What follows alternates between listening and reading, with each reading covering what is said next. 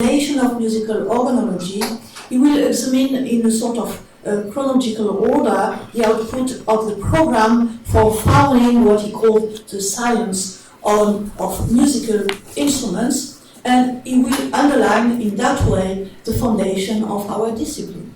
Thank you, Renato. Thank you.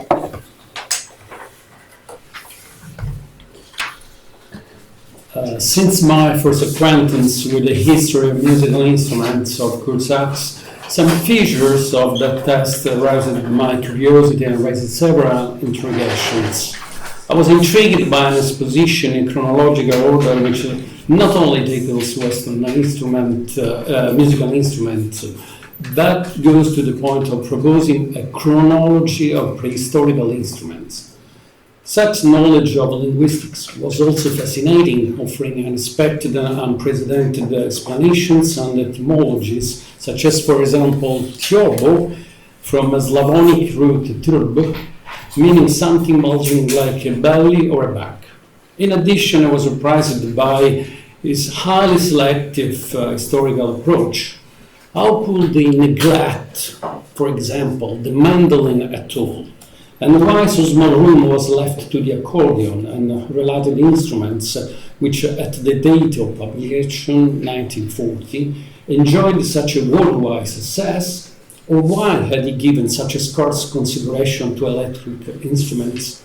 How could he admit in 1940 that the Romantic organ would possibly be superseded and the Baroque organ ought to be re-established? And why the organ is discussed in every chapter of the book when other long-lived instrument is only one or at most two? While a critical method is an apparent background of such approach, I would still discover which one he actually adapted. And this was what I decided to investigate. My knowledge of historiography suggested that his attitude and method had some affinities with the German historicism flourished in the first part of the 20th century. A fundamental concept of the historicism is the assumption that for the understanding of historical fact, this latter must be considered on the one hand as a relevant event for mankind, and on the other hand as a passing stage in a process oriented towards a further human attainment. On the basis of these principles, one can infer that what is dealt with in the history of musical instruments is essential, and what is omitted is irrelevant with regard to a further musical attainment in the field of art or serious music. And this applies, for instance, in Sachs' system, to the mandolin and to electric instruments as well. Similarly, a reliable methodological background is found on a later and possible less known paper, The Commonwealth of Art, a textbook on aesthetics written in 1946, in which Sachs advocates the theory of an ever-recurring basic dualism in the history of arts. I quote, "It will not be a bad idea to call the two extremes in artists' attitudes cold and hot, instead of using one of those philosophical terminologies which ask for a long-winded explanation, like classical or non-classical and so on." Furthermore, this fascinating book emphasizes the mutual progress of the arts, a parallel and common development of every artistic and cultural expression, making strong opposition to the belief that music stood for long in the primordial stage before waking up during the Baroque age, grooving in the classic period, and becoming a mature lady in the Romantic era, a theory endorsed by Friedrich Nietzsche, for example. Sachs here probably relied on studies by Abbe Warburg, firstly published in 1932, and no doubts on those of Eric Kahler, whom he explicitly mentions in his paper. The more I read Sachs' books, the more my conjecture of a theoretical background was strengthened. Indeed, before dealing with a specific matter or a specific field of study, and quite on a regular basis, Sachs appears to have chosen a reference work as a model, and, as it seems, one which was the most up-to-date then available. That such a method was already applying his first major organological book, the Real Lexicon der Musikinstrumente of 1913, seems even easy to demonstrate. This is a technical dictionary in whose conception Sachs, then a young, brilliant scholar in Berlin, could rely on a plethora of similar examples. In fact, during the so-called positivism period, almost every new discipline had to acquire a terminological dictionary in German, often with the name Real Lexikon. A few examples. Real Lexikon der Handwerks- und Fabrikenkunde, vollständiges Real Lexikon der Buchdruckerkunst, Real Lexikon der Kunstgewerbe, Real Lexikon der deutschen Altertümer. The Real Lexicon der Musikinstrumente, in addition to being a milestone of our field of study, for the amplitude of the issues discussed, for the amount of its theoretic, historic, and musical sources, for the astonishing linguistic background exhibited, still today engenders a sense of loss and a deep admiration. All the more we're reminding that the author was then only 32. 1 year later, in 1914, Sachs, together with his colleague musicologist Erich von Hornbostel, gave forth a classification of musical instruments, which still constitutes the main reference system for the typological observation of these artifacts, and the reason, by the way, for which we are in Venice today. The need for a scientific taxonomy would appear to him not deferrable, given the confusion created by the use over the centuries of A. Similar names of instruments with different meanings. B. One and the same term with multiple meanings. C. The lack of a consistent terminology in the scientific studies, and not least D. Such trivial distinctions in musical parlance as, for instance, between strings, wind, percussion instruments. Accordingly, as Sachs will later affirm, we might as well divide Americans into Californians, bankers, and Catholics. The fundamental principle of this classification, as well known, was basically the same as that followed by Victor Charles Maillon in the catalogues of the Brussels Museum. In Hornbostel-Sachs, however, one can specify it with variants and differences among instruments, as we just have been demonstrated by Fabio. External feature, structure, way of activation, simply using a distinctive number. The model adopted for this numeric identifier is that devised by the American librarian Melvin Dewey, published in 1876 and widely accepted in every comprehensive library.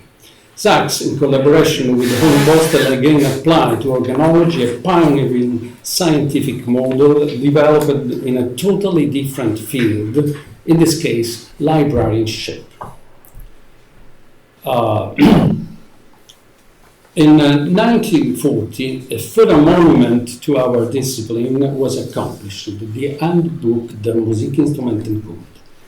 In this Handbook of Organology, Sachs presented the imposing historical and technical knowledge collected until then, rearranging it within the frame of a newly devised classification, Eidophones, membranophones, chordophones, aerophones.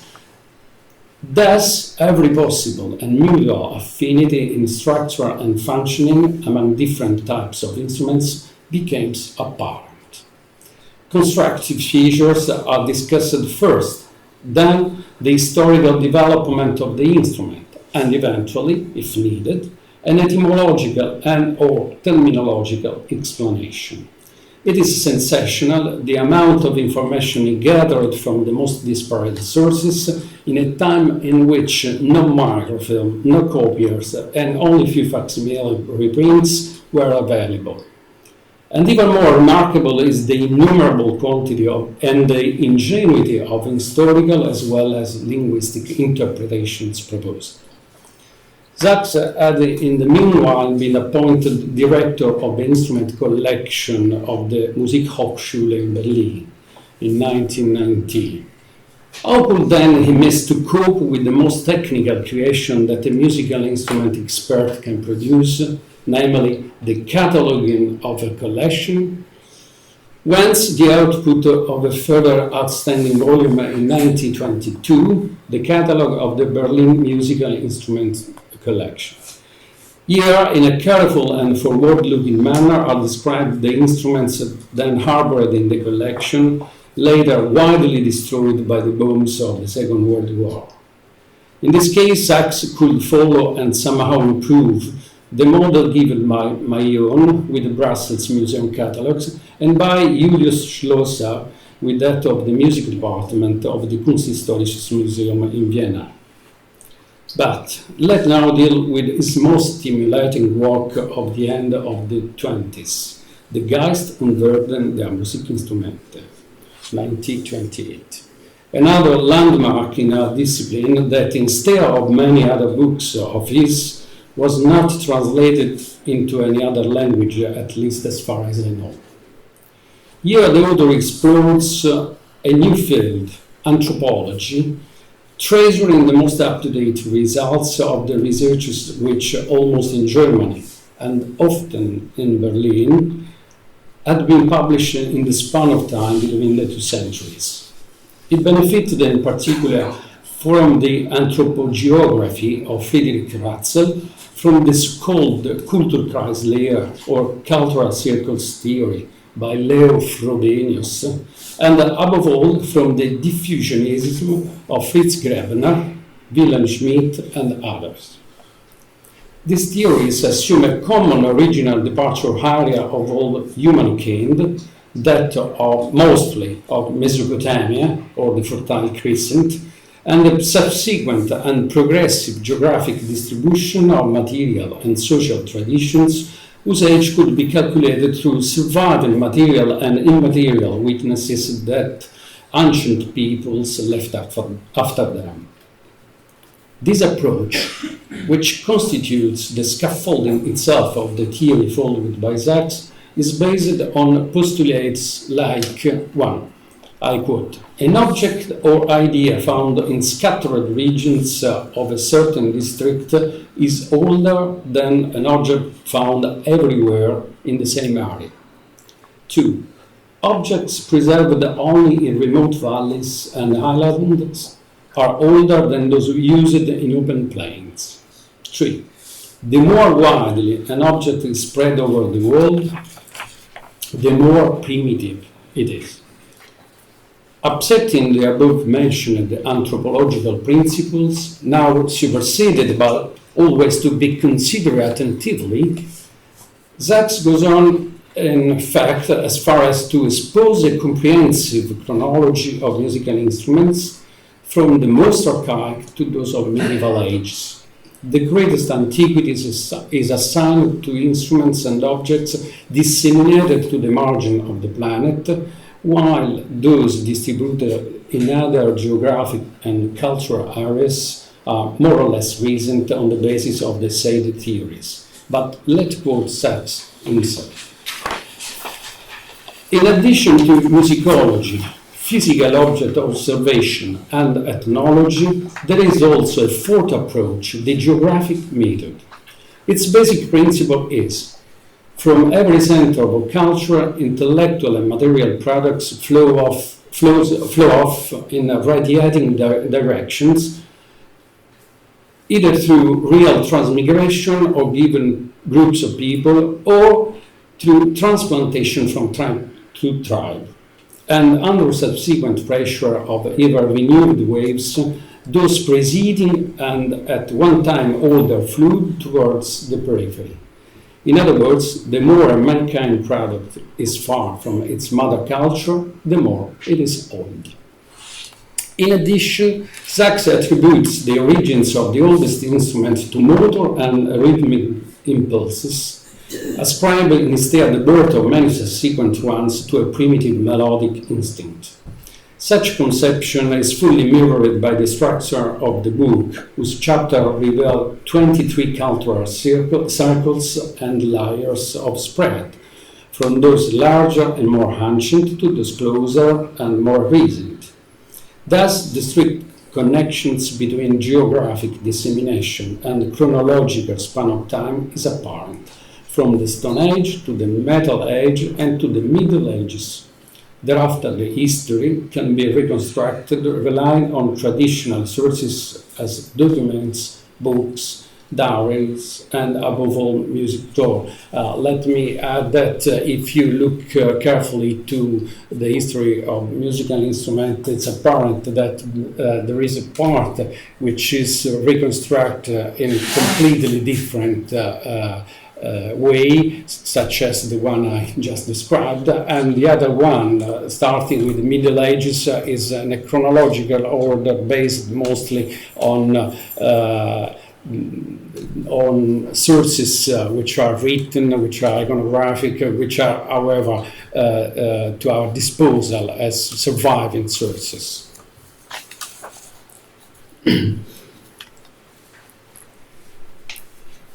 In the foreword of the book, the debt is clearly acknowledged to the ethnomusicologist Erich von Hornbostel. Unexpected is instead the gratefulness to his oldest son, George. And I will add that I was surprised in reading this dedication on the history of musical instrument, the dedication to the memory of his son. In fact, only when reading carefully the Geistenwerden of the music instrument, I noticed that he pays a debt to his son, who was then 19, and we say that the most of the sources scattered and found were submitted to him by his son, then 29, and he died unfortunately only 30, just after they arrived in New York City, and I don't know exactly which was the reason of this untimely death. I don't want dealing longer with a close scrutiny of the content of Geistenwerden and of the remainder of Sachs' enormous output. Rather, I would stress the fact that almost each work by Sachs reveals a theoretical method as its own background. In addition, however, one is forced to admit a general project, a sort of step-by-step program, namely a plan for the foundation of organology as a self-standing discipline, even though one should admit organology is a term never used by Sachs. Unfortunately. This project in stages seems appropriated to a discipline whose foundation was still in progress. Even without assuming a strict chronological succession in the sequel of events, it is relevant that the first two contributions were dedicated to terminology and classification. Nothing more urgent in the fact that the established nothing more urgent in fact than to establish the terms, the names which a new scientific discipline will rely on. And as the names were not adequately collected before, it is compulsory to proceed to their recollection. At the second stage, to fix a taxonomy is a commitment which cannot be deferred. The same which happened in many other fields of both human and natural sciences, in particular those faced in many different human domains by the German positivism. There are still a few confirmations to the hypothesis of a step-by-step program. The first is that at the very beginning of his career, Sachs, after having promptly passed from the history of art to musicology, suddenly focused his interest on musical instruments, leaving aside all other historic musical arguments afforded in the meanwhile. This would be hardly conceivable without a proper proper project or motivation, to say the foundation of this new discipline. A second argument, and the more relevant one to my opinion, is that after having crowned his program with the history of musical instruments in 1940, Sachs radically and dramatically dismissed his interest in organology and either resumed the arguments previously approached, for instance, ethnomusicology, or faced other anew, in particular with the Commonwealth of Art, 1946, and Rhythm and Tempo, 1955. I know very few cases of such a drastic diversion in the interest of a scholar, and to my eyes, the latter change is only explainable with the already accomplished goal he had put at the basis of this project, that of give way to the foundation of a new discipline. A general summary of his main attainment with a brief comment in the column aside will help to elucidate his entire program. If you have the handout, you can see yourself. I don't know how much time I have. We have to conclude that. Yeah.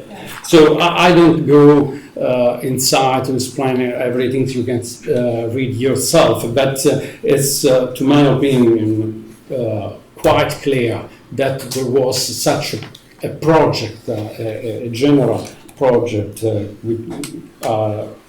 that I call the step-by-step program. Maybe it could be interesting to draw your attention only to one or two items here. For example, the fact that during the 30s, at the very beginning of the 30s, Sachs turned his attention to discs and recording. And that's very interesting because you know that in 1933, just before leaving Germany, he produced or edited the 2000 Jahre Musik. It's a set of 12 discs, which are a monument, to my opinion, because of such early production in discographic output, and because there he started a sort of program of developing early music movement, because these 12 discs are mostly concerned with the ancient, or as you prefer, early music. And it was republished by Folkways after the Second War. I don't know. It's in LP. I think the same project, however, was that it developed just after having been settled in Paris, because he edited also the Anthologie Sonore, a group of discs which then have a series that have a very long story afterwards. However, let's go to the conclusion. What was the impact and the fallout of Curt Sachs' work on the succeeding generations of scholars? If it were a matter of simple statistics, quotes of his texts by later authors would allow, or subsequent authors, would allow to answer that Sachs' writings had an immense and unquestionable influence, for they are mentioned nearly in every later organological study.